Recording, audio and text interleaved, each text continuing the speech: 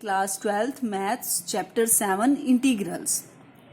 Integrals करने से पहले मैं आपको थोड़ा सा डेरिवेटिव के बारे में बता दूं, क्योंकि इंटीग्रल्स जो है वो डेरिवेटिव पर ही बेस्ड है, या आप ये कह सकते हो कि जो इंटीग्रल्स है वो रिवर्स प्रोसेस है डेरिवेटिव का। ठीक है, डेरिवेटिव क्या होता है, what is the meaning of derivative. आपने चैप्टर डेरिवेटिव पढ़ा है तो आपको पता होगा कि डेरिवेटिव का मीनिंग क्या होता है। What is the meaning of derivative. Derivative means change. ठीक है ना, आपने पढ़ा है कि डेरिवेटिव का मीनिंग क्या होता है, चेंज होता है। ठीक है, अब जैसे हम इसको डी बाई डी एक्स से या डी बाई डी आर से डिनोट करते थे डेरिवेटिव को।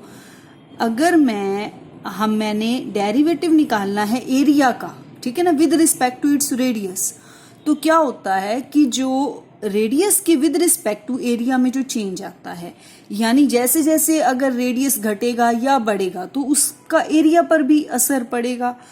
इस कहने का क्या मतलब है कि एक वेरिएबल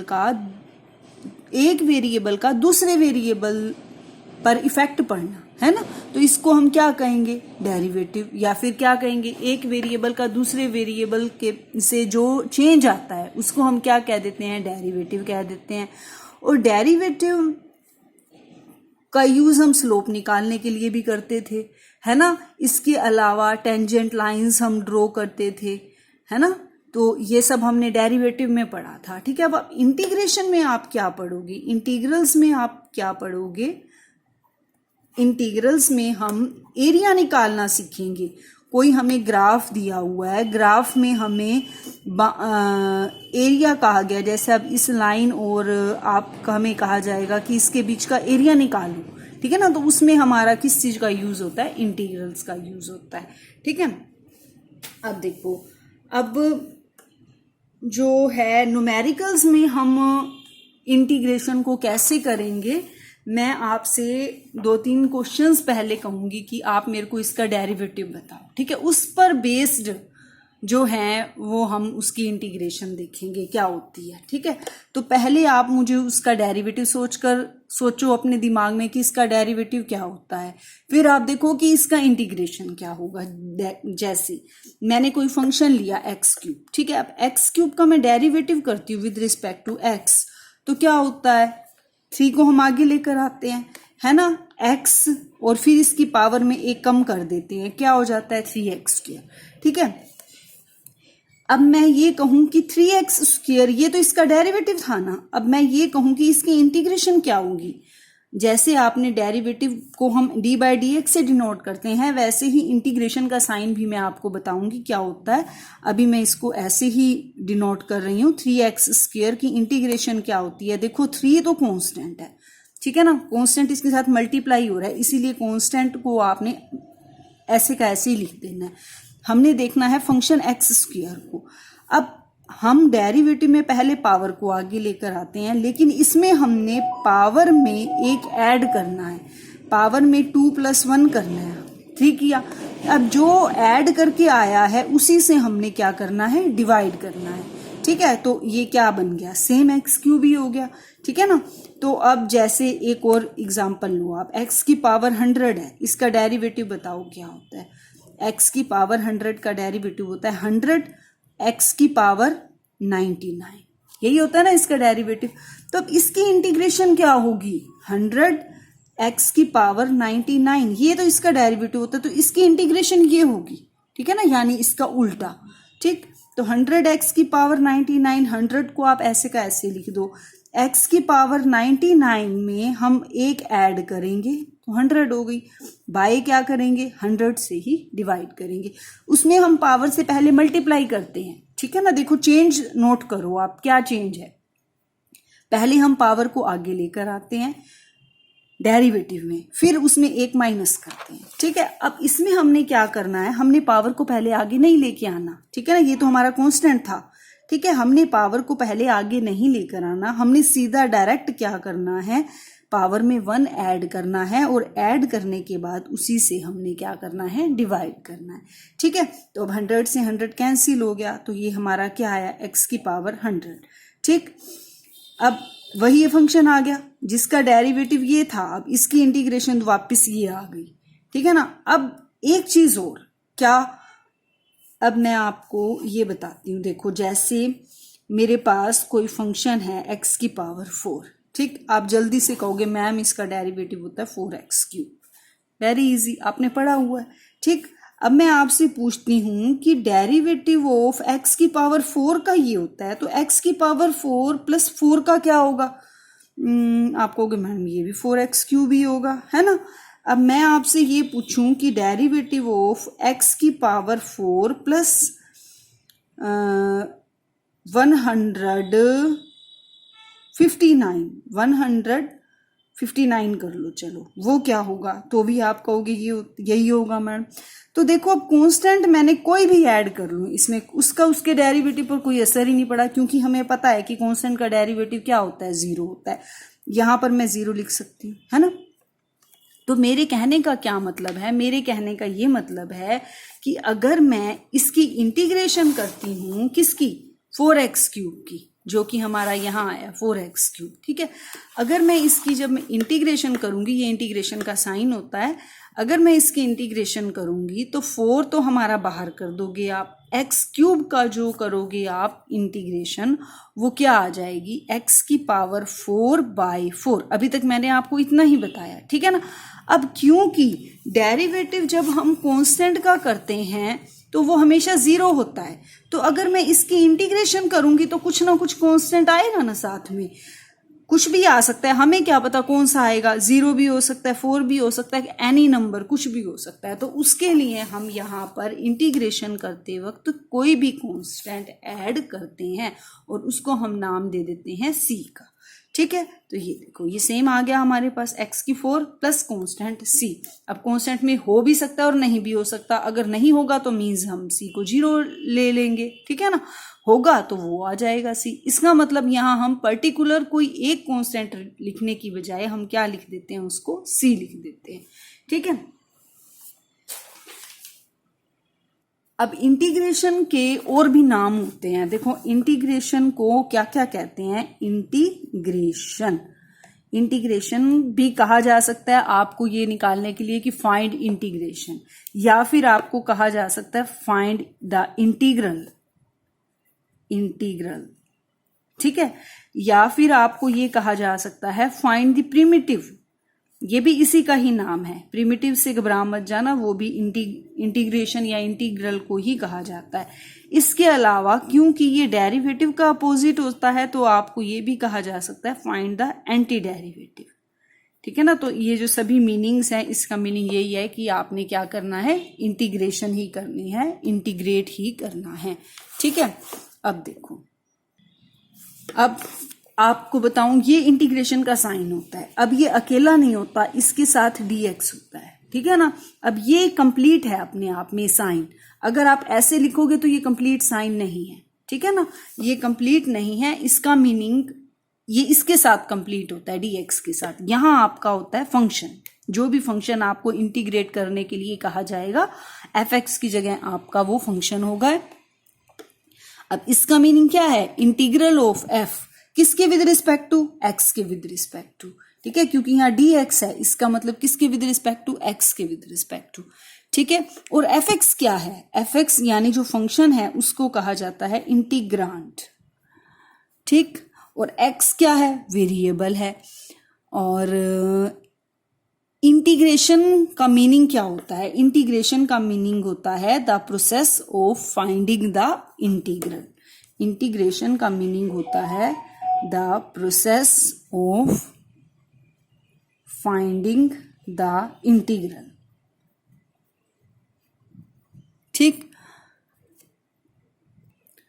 अब मैं आपको कुछ फॉर्मूले बता देती हूं, उस फॉर्मूलों से आपको बहुत ज्यादा क्लियर हो जाएगा ये चैप्टर, ठीक है। जो आपने डेरिवेटिव में किए हैं चैप्टर्स, वो भी डेरिवेटिव में जो आपने फॉर्मूले किए हैं उसी पे बेस्ड आपके अब ये नए फॉर्मूले बने हैं इंटीग्रेशन के। तो अब हम वो फॉर्मूले करेंगे। देखो आपकी बुक में से ही है, आपका जो फर्स्ट फॉर्मूला है वो है डेरिवेटिव ऑफ x की पावर n+1/n+1,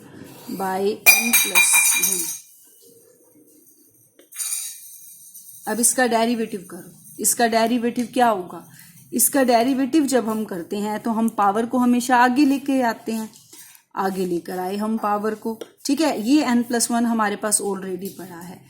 अब इसमें से हम एक माइनस करते हैं पावर में, है ना, तो x की पावर n+1 -1 करेंगे, क्या बचेगा? x की पावर n, ठीक है। n+1 से n+1 कैंसिल, यानी इसका जो डेरिवेटिव है वो ये आया, ठीक है। तो इसकी इंटीग्रेशन क्या होगी? x की पावर n की इंटीग्रेशन क्या होगी?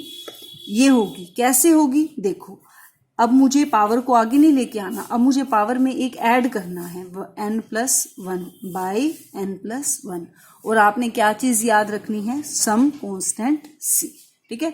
हमेशा ही जब भी आप इंटीग्रेशन करोगे तो आप कांस्टेंट को क्या करोगे? ऐड करोगे अपनी तरफ से, ठीक है।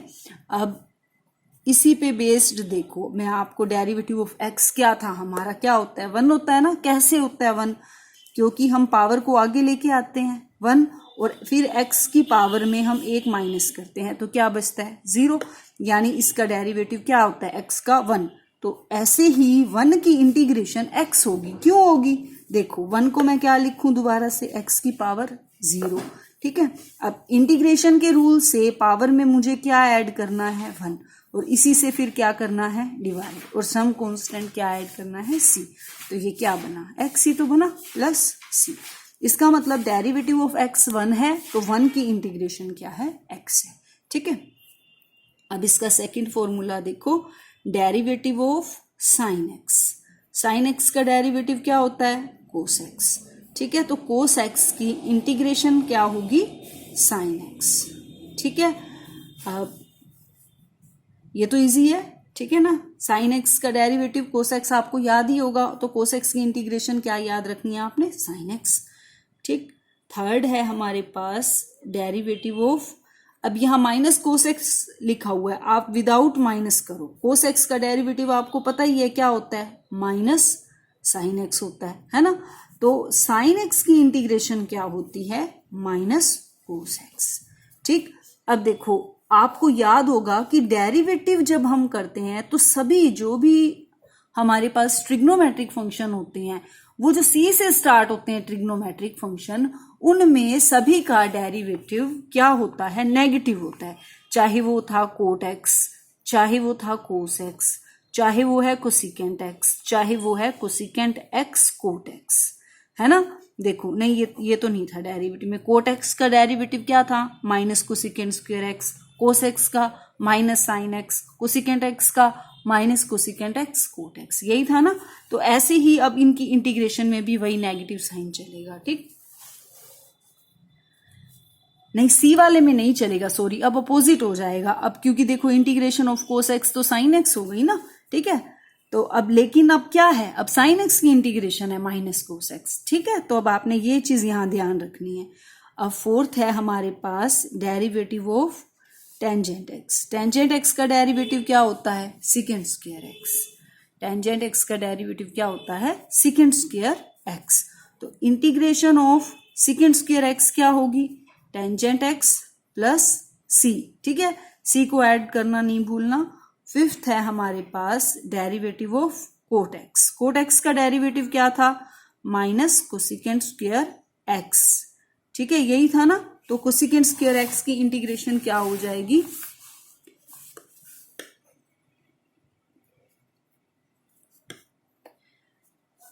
Minus cot x। Cosecant square x की इंटीग्रेशन हो जाएगी minus cot x plus c, ठीक। अब है हमारे पास sixth formula, derivative of secant x। क्या था सेकेंट x का derivative? Secant x tangent x, ठीक। तो अब इसकी इंटीग्रेशन कर दो। Integration of secant x tangent x क्या हो जाएगी? Secant x plus c। इसका अपोजिट करते जाओ, बस पहले ये लिख दो और फिर ये लिख दो, ठीक। अब सेवंथ है, ध्यान आपने सिर्फ कोस और साइन वाले में रखना है। साइन की जो आपकी है ना इंटीग्रेशन, वो है माइनस के कोस x, ठीक है।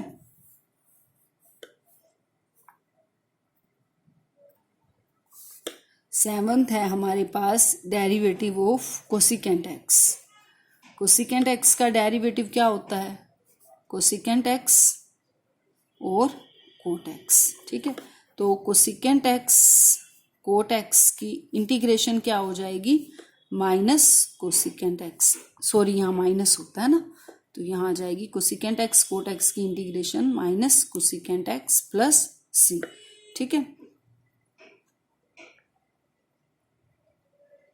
8th है हमारे पास। अब इनवर्स वाले पे आ जाओ, derivative of sine inverse x क्या लर्न था आपको, 1/√1 माइनस एक्स स्क्वायर।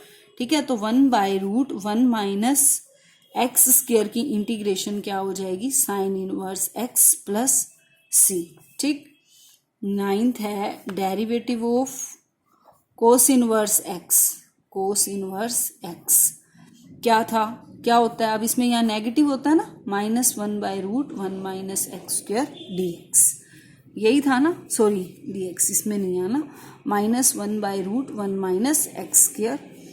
तो अब इंटीग्रेशन क्या हो जाएगी इसकी, 1/√1, यहाँ हमने इंटीग्रेशन का साइन नहीं लगाया, 1 minus x square D x क्या हो जाएगा, माइनस के cos inverse x plus c. ठीक है, उल्टा करते जाओ। अब derivative of tangent inverse x क्या था, टेंजेंट इनवर्स एक्स का डेरिवेटिव होता है 1/1 प्लस एक्स स्क्वायर, तो 1/1 प्लस एक्स स्क्वायर की इंटीग्रेशन क्या हो जाएगी, टेंजेंट इनवर्स एक्स। ठीक है, अब 11th देखो,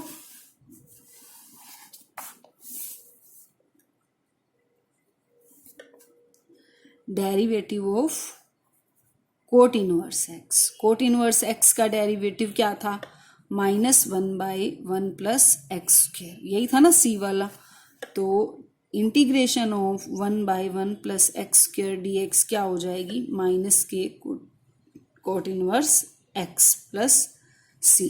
ठीक है, अब 12th देखो, derivative of second inverse x क्या था, 1/x√x स्क्वायर -1, ये थी, तो इंटीग्रेशन क्या हो जाएगी इसकी, 1/x√x स्क्वायर -1 की इंटीग्रेशन हो जाएगी second inverse x plus c. ठीक है, अब आ जाएगा हमारे पास 13 formula, derivative of cosecant inverse x. Cosecant inverse x की क्या थी, 1/x√x स्क्वायर -1, नेगेटिव में ना, तो 1/x√x स्क्वायर -1 की इंटीग्रेशन क्या हो जाएगी, minus cosecant inverse x plus c. ठीक है,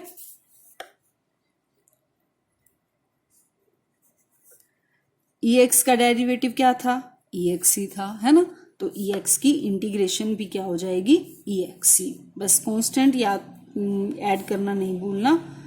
अब है हमारे पास 15 formula, derivative of log x। log x का डेरिवेटिव होता है 1/x, तो 1/x की इंटीग्रेशन क्या हो जाएगी, log x प्लस c। ठीक है, लास्ट फॉर्मूला ध्यान से देखो कि डेरिवेटिव ऑफ ax हमारे पास क्या होता था, डेरिवेटिव ऑफ ax होता था ax इंटू log a, ये करते थे ना हम। अब हमने इंटीग्रेशन में ax की इंटीग्रेशन क्या होती है, ax अपॉन log a।